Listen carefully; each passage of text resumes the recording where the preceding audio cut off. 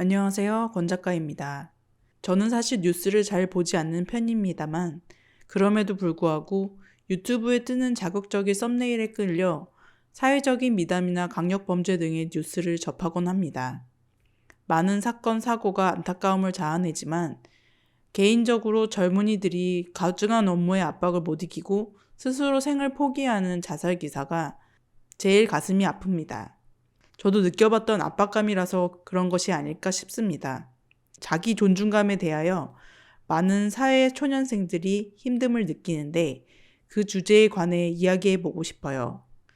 결론을 먼저 말하면 목숨 걸 일은 없다입니다. 그리고 저의 조언은 대충 살아도 탈 안 난다입니다. 먼저 왜 사회초년생, 다시 말해 사원급 직원에게 일이 몰리는 걸까요?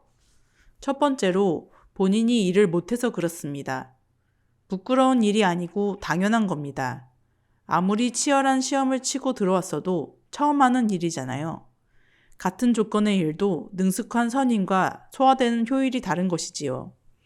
이런 경우는 당사자는 일시적으로 괴롭지만 성장통이라고 생각하고 버텨야 하는 경우라고 생각됩니다. 아직 일이 익숙하지 않고 서툴러서 그런 것이라면요. 그래서 어른들이 일이 너무 많다고 토로하면 일단 버티라고 하는 것입니다. 일에 따라 3개월에서 2년 정도 걸리는 것 같더라고요.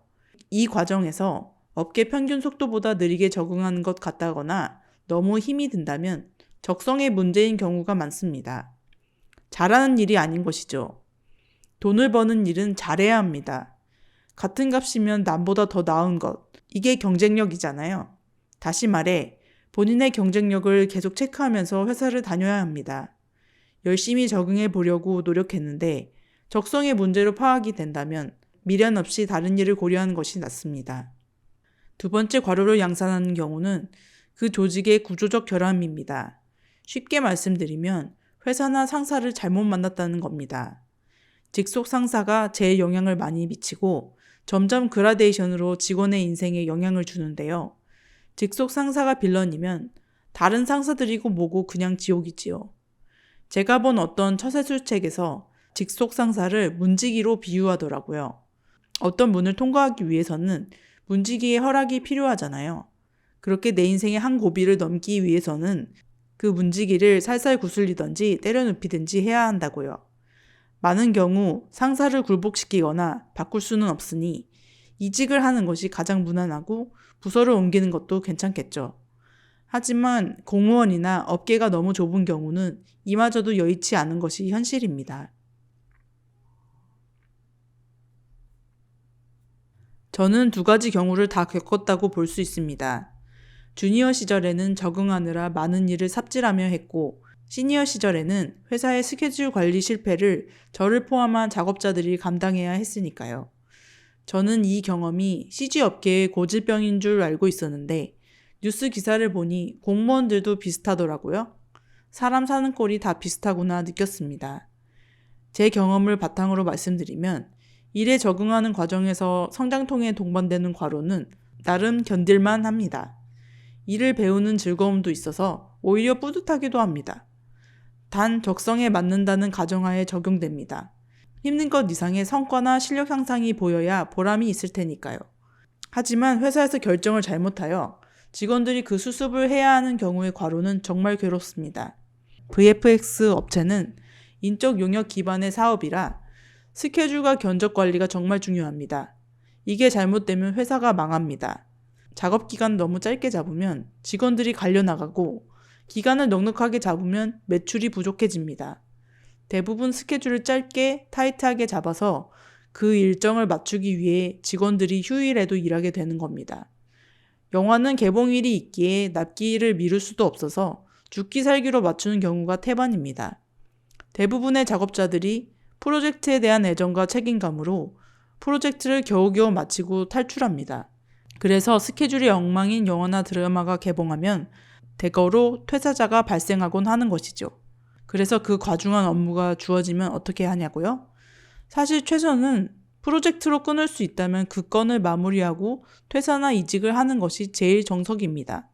그런데 도저히 견딜 재간이 없다고 생각된다면 일단 조직 내에 믿을 만한 상사에게 면담을 청해보세요. 과중한 업무 상황과 애로사항을 털어놓고 도움을 청해보는 겁니다. 사실 그 상사는 이미 회사 사정을 다 알기에 특별히 도와줄 것이 없을지도 모르지만 그저 털어놓는 것만으로 마음이 훨씬 가벼워집니다. 어쩌면 말 한마디로 해결되는 일이 있을지도 모릅니다. 기대하지 않았던 도움이나 의외로 솔깃한 제안이 들어올 수도 있고요.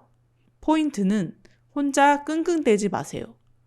사람들이 대놓고 말을 안 해서 그렇지 다들 비슷한 생각으로 삽니다. 같은 조직 안에 있으면 내 맘이 네 맘인 거고요. 그걸 확인하고 위안받으며 되도록이면 대화로 풀어보세요. 참고로 저는 이런 면담으로 사표를 2번 접었습니다. 그런데 털어놓을 상사도 동료도 없고 이 일도 적성에 안 맞는다면요? 그런 경우도 있습니다. 진짜 절망적이지만 너무 상심하지 마세요. 이 단계에서 극단적 선택을 많이 하시는 것 같은데 제발 그러지 말아요. 그딴 일 당장 때려치고 일단 살아남으세요. 분명 몸과 마음이 많이 지쳤을 겁니다.